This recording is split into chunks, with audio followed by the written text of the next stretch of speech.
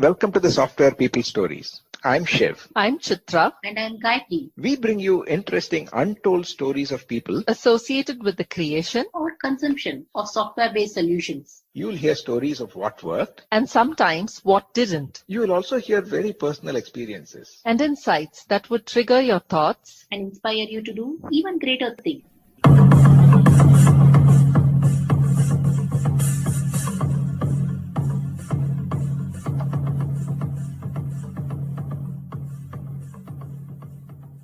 In this very interesting conversation with Karl Scotland, who's the Agile Transformation Services Practice Manager at TEKsystems Global Services, and he's a master facilitator. He shares his career journey.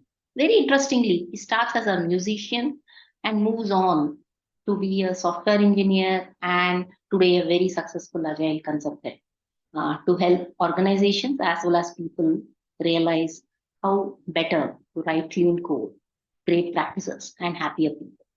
He shares this approach of agenda shift and how cynics will really become your biggest supporters. Listen on. Hi, Carl. Good morning. Welcome to Software People Stories. Hi, Gayatri. Thanks for having me. Looking forward to this. I would like you to introduce yourself to our listeners. My name's Karl Scotland. I'm a lean agile consultant. I think that's probably what I call myself nowadays. I help organizations with their transformations, typically moving towards lean and agile ways of working. So at the moment I work for a company called TEKsystems Global Services. We have an agile practice, agile transformation services practice. So I lead that practice in the UK. And in Europe, what we do there is we have customers, but I get to work with our sales team and our internal teams and our internal management. So I kind of feel like it's I really enjoy the role because I'm working with customers, I'm working with a larger team, I'm working within our own organization as well. Wow, excellent. And Carl, I also know that you are an avid speaker in the speaking network in terms of Agile, and I love your blogs. So I'm going to ask all the questions. Okay. Not controversial, but let me start from the beginning. What got you passionate about software? Why software when you got in to the whole software industry? Okay. I think it kind of goes back to when I was as a child, and I guess growing up at the right time. I remember my parents borrowing an old Spectrum ZX80, which was one of the first really cheap home computers, and playing around with that, and I guess enjoying it and getting the magazines and typing in the listings. And I didn't really know what I was doing, but you kind of picked it up. And then parents bought myself and my brother a BBC Micro. So the BBC had a big campaign around trying to encourage computing and partnered with an organization to create this kind of affordable computer that went into all the schools. So I did O-level computer studies. So O-levels were the exams we take in the UK at around 16. Those kind of first exams when you start picking, I don't know, 8, 9, 10 subjects and specializing. And I enjoyed it. I was good at the program side of it. I wasn't so good at the academic theory side of it back then. And then I dropped it. I didn't go on and do it for A levels. I was kind of into music at the time, so I was at that time I was thinking of pursuing a career that's more in the music and sound recording and kind of that industry. And then when I got to university, so my music degree at university was a science degree in music, so it was kind of computers and music together, and ethnomusicology and sound recording, and some really interesting stuff. But again, I really enjoyed it. Realized that it wasn't my natural talent compared to my peers, particularly if I wanted to go into sound engineering and those sorts of things. I kind of realized I didn't have the ear for it. But again, part of the course was MIDI programming and programming synthesizers, and I suddenly realized actually that's where my talent is. That's where I'm better than everybody else. So I kind of thought actually let's kind of pivot back into that. Did a MSc conversion course and got my first job as a programmer. Wow. I wouldn't have known that you are interested in science and music when I met you, Karl. Mhm. Amazing. So when you started as a software, right? I mean, when we started writing software was like having a smaller software delivery and ensuring that you get quicker feedback. That's not, and a full stack engineer seems like a basic one, right? We didn't have so many classifications at the Mm. time that we started software. Uh, my one question when we often see career progressions and people having very fancy titles now, uh, what made all this happen? Did you have a theory on that? Um, yeah, I could probably make up a theory. Yeah, I think, I mean, as you say, back in the day, it was just you just worked on a system. So, my first job we were programming systems for compact disc interactive systems. It was a Philips system. You just worked on a Solaris box. It was one operating system. You kind of did one or two people did all the work, and you had to know a few things because we had to know a bit about graphics, and we had to know a little bit about what was going on down at the assembly level and kind of manipulating it. Um, I guess for me I remember that was the time that the internet was just starting to kind of take off, and the kind of the very early browsers were coming out. And I kind of wonder whether that very first split was the kind of front end back end split where you kind of doing browser based stuff versus back end, and then that kind of grew out, I guess, back end into specializing in databases. And I there's probably been a bit of an explosion in languages. Java was, back then, I remember it was, I was doing C++ was maybe just coming out. Java was certainly very new back then. So we've had this explosion in languages. And then, just as software technology has started to take over the world, things have got bigger. So then you've kind of get into scaling. And as soon as you get into scaling, I think that's probably what starts leading to specialization. So just in the way that, we look at the old, the waterfall way of doing it, where there was specialization in terms of designers, developers, testers. Just within the developing, we've then specialized. You've kind of got that natural instinct we have to specialize into different languages, different technologies, front end, back end, etc. So my guess is that's probably what happened. And then we've kind of realized actually not such a good idea. Or, well, let's at least have those people working at the same time. I mean, I just think that probably the complexity of the technology itself means that to some extent you have to have some level of specialization. I work with a lot of organizations where you kind of go, the sort of things that they're doing, you can't expect, a person to know that and everything.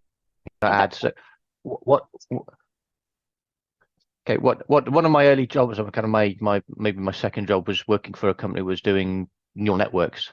So back then, the neuroscientists, that was their specialism, and they were PhD level clever people. There's no way I was going to know that.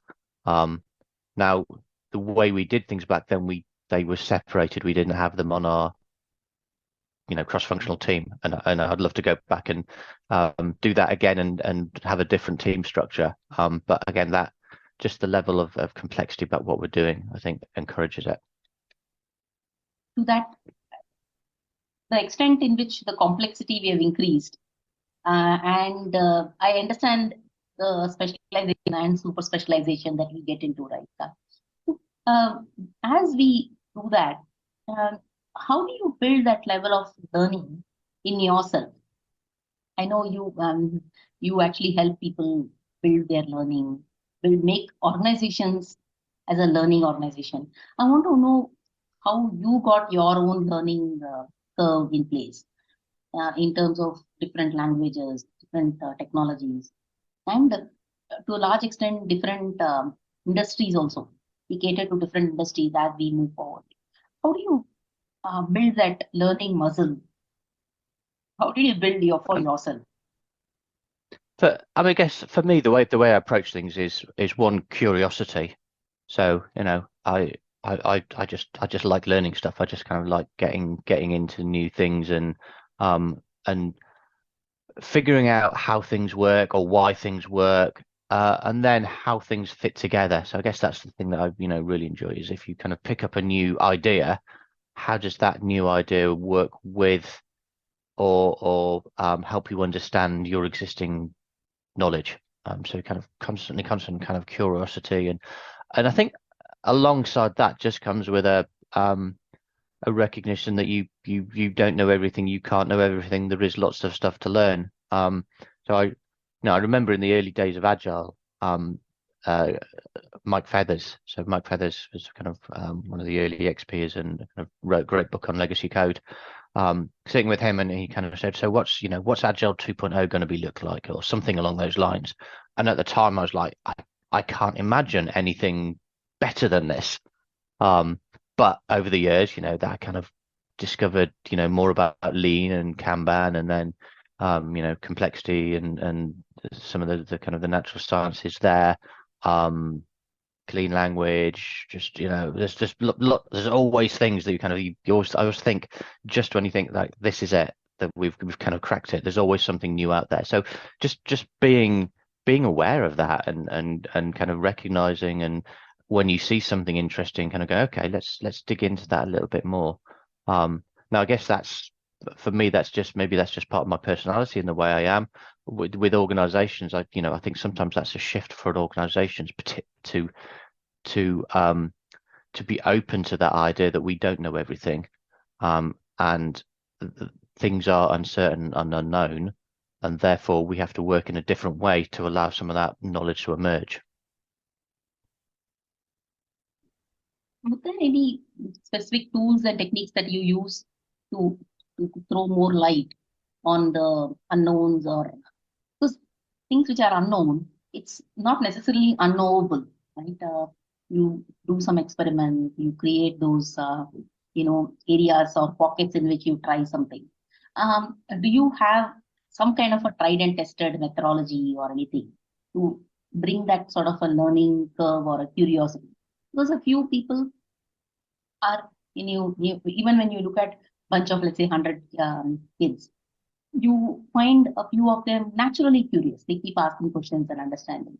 The few of them are shy, are not necessarily wanting to open. So to that extent, they feel that if I ask a question, then maybe you're thinking that I don't know this. I mean, there is a vulnerability that comes in place, and there is a level of quote unquote, will I be shamed for that? So how do you come off that bridge and say it's all right, it's okay to ask questions? How do you get that, how do you get them to walk up that bridge? Yeah, so I think there's a bit of a paradox there, which is to encourage other people to be curious, you have to be curious yourselves. You can't kind of force it on people. So actually it's around the questions that you ask. So I love clean language as a technique. So clean language is a kind of set of very deliberately defined, defined questions, which are they're designed to be as unbiased as possible. So there's kind of, I guess you're familiar with open and closed questions. So a closed question just has a yes or no answer. An open question has an open answer. But even an open question can be very biased. It can be a leading question where you're kind of trying to fish for a specific answer. A clean question is just as the most open form of question you can get. So it's things like, what's that like? What would you like to have happen? When that happens, what happens next?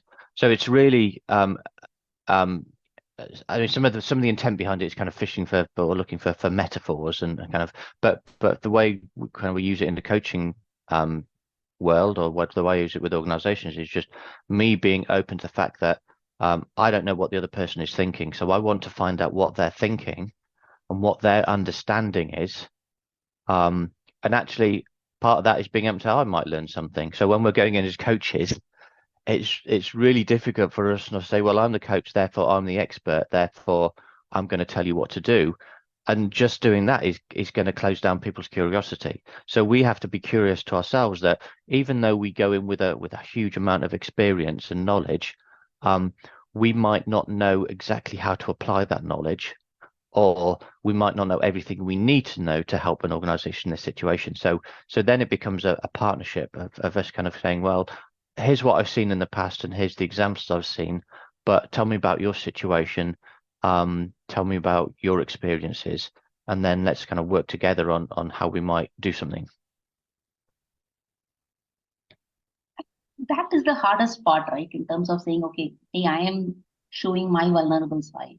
And guess what? As leaders, you also have to show your vulnerable side too. Mm-hmm. We talk about cross-functional. And cross-functional, when we say, sometimes there is a hidden thing that engineering knows everything. That's not true. Even if it's a technology company, engineering doesn't know everything. Customer behavior, customer service may know different. They have different perspective. And taking your hat or a big hat off and say, okay, we are all in the level playing field, and getting that. I think that is the hardest of all when we look at changes, right? Because I know you worked as a consultant for so many different organizations. Which organizations do you see that any interesting stories that you want to share on that? Saying, they started at A as a learning or as a lean organization, and we are able to move them towards this sort of building curiosity, building that, letting them go of that. Any stories that you want to share that? I guess, yeah, generically my experience is I kind of always feel like there's two types of organization that I end up working with.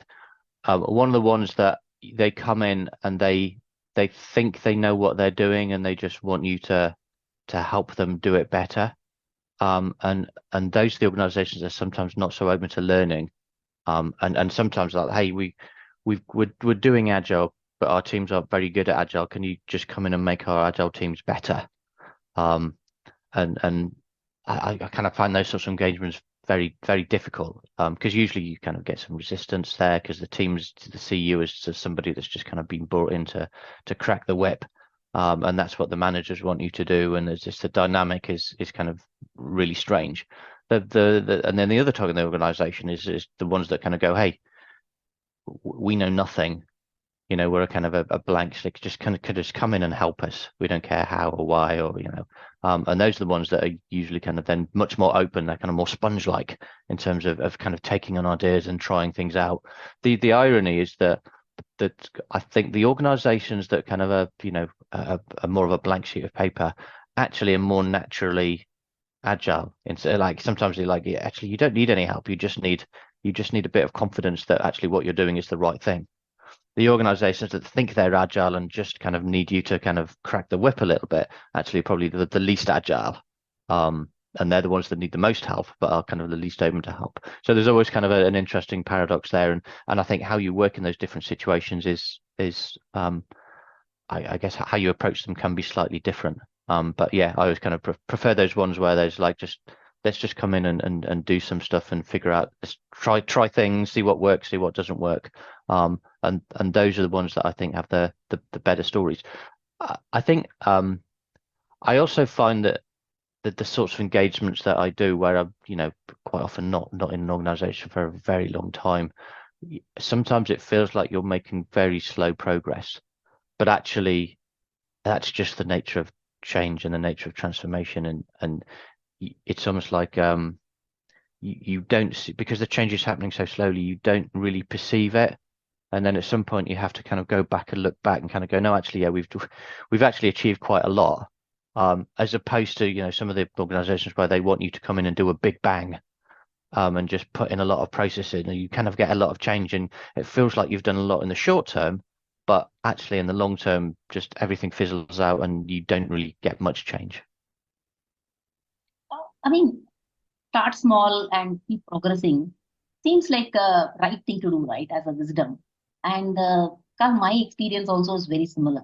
Whenever I've had smaller changes, and I can literally see them change right in front of your eyes. It's very small, but at the same time, you see the team. There is one team member changing or one practice moving, and you keep seeing them move step by step.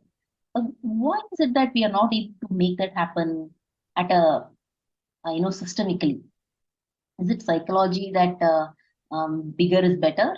Is that consumerism that is coming into play? Why do you think that is it? I mean, I guess it's the bigger the organization, the bigger the system. So there's just more things you might need to change, the more potential things that there are to change. And potentially as a single person, you can only be in one place at a time. So then you're into kind of, well, do you go work at the team level? Do you go work with the teams? Do you go work with the senior managers and the VPs and kind of work with them, or in the middle? Or I guess what I try and do is, my preference is to try and find work with other people that can become change makers. So, and that goes back to your kind of point about how do you help organizations become learning organizations. My approach is I want to help those people learn how to change rather than just implement a change. So that then gets back to that idea of how do you help organizations think in terms of running experiments, having hypothesis, trying things out, seeing what works, seeing what doesn't work, and looking at making small changes. So kind of think about things of acting in the present and making what's the next adjacent possibility, what's the next thing we can try that's going to move us one step forward. And if we can help organizations and help kind of more people do that, then hopefully you'll kind of get a bit of a ripple effect. But again, that takes time, rather than going in with a solution and saying, right, I know what you need to do. You just need to implement this. And that rarely works. Even if you come in with the best idea possible, it's likely to be implemented poorly, and that's not their fault. It's just because these things are hard, or have to be some kind of unanticipated consequences, or the situation will have changed by the time you finished implementing it, and it won't be the right thing anymore. Yeah, so I think making those smaller changes and ensuring that they are fit for purpose in terms of the teams as well as leaders also would want them to be, to that extent, creating their own destiny, right? So any aha moments you've had when teams are changing and they are owning their own sort of change makers, whenever you've seen those change makers? Any stories that you want to say, whether that my experience is people who are most resistant to change, once they see the change within their team, they become the biggest advocates. Have you seen those kind of stories in your career, Karl, where you Yes. found it? Can you share something which is obviously not confidential in nature and without referencing the company? Yeah, generically. I mean, so it kind of reminds me, Dave Snowden, and it says something along the times the cynics are your biggest supporters because they're cynical, they're passionate about something. So often those people that are resistance is because there's something there that's important to them. So it's interesting to try and understand what that is. But I guess I try and approach things where helping people understand what's in it for them. So one of the techniques I really like is agenda shift. So the approach agenda shift takes is one, let's kind of look and work out. So it uses a lot of clean language. What does good look like? What's it like when we're working at our ideal best? Just to kind of get people talking about the positives and the good things and what they would like to have happen. And then starting to talk about obstacles. Well, what's stopping us? What's getting in the way of that? And those obstacles then are usually the frustrations and the pain points and the things that people whinge about and kind of complain about and moan about. And then you can start saying, well, okay, well, what things can we do to start removing those obstacles? So by taking that approach, one, you start breaking it down into something very small that you can do now. And start treating those things as hypotheses, as like we have a hypothesis that if we introduce this technique or change this way of working or change our team structures or something like that, it's going to help remove an obstacle. And if we remove that obstacle, then that's going to be good for us. And that's something we want to do. So rather than kind of going in and imposing some process or idea or structure on people that's then going to create resistance because they don't make that connection. It might be the right thing for them, but if they don't make that connection and they don't understand it, they just see as it being imposed or inflicted on them. So helping them understand what's in it for them, what they would like to have happen, and how the changes we're going to make, and actually even having them come up with those changes themselves, those ideas themselves. Now they've got some ownership of it. They want to do it. They know why it's worth doing it, and they're more likely to want to try it.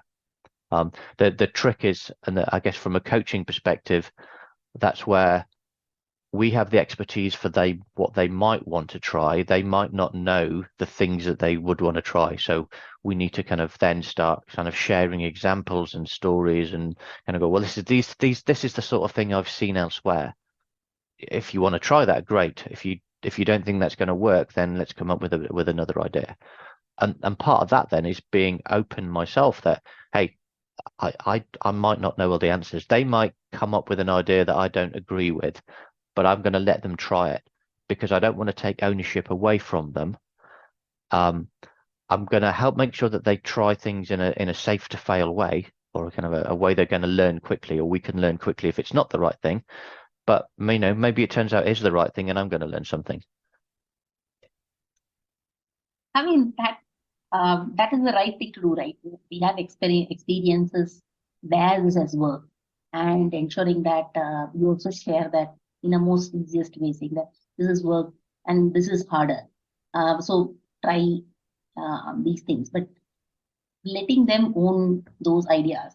In fact, one of the, 7-8 years back, when the whole word was coined as co-creation, that really made the whole thing, right? When you start co-creating the solution along with the customer, it's no longer that somebody just throwing some concept or idea, and that makes perfect sense. And I think what you mentioned is a very clean strategy in terms of saying, okay, what is the right way to start looking at it and create those building blocks of movement or a change or interventions that you want to do. I know you speak in the speaking circuit about strategy of change and itself, and multiple models of strategy at every level. It could be at a team level, overall organization, business unit level, and things like that. So, what got you started in creating these models? Because when you talk about agenda shift itself, it makes perfect sense, right? Where do you want to go and how do you get there? And understanding the obstacle. So ensuring that that needs a master facilitator, right? Without really being that. So, what got you started here to what you are in terms of saying you do all this kind of large scale consulting with a lot of organizations. So, I know you started as a software engineer and then you experimented many of it, but what was it pivotal that shifted you to do the current role? Now, we have 2 parts episode published on Friday and Tuesday.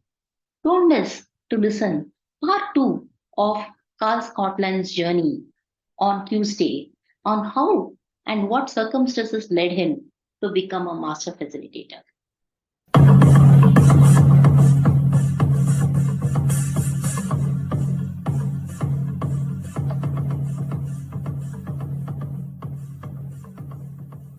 We thank Siddharth for the music and Anita for promoting the Software People Stories. If you like this episode, please subscribe on your favorite podcast client and spread the word in your network. If you'd like to share your story, contact us at podcasts@pm-powerconsulting.com.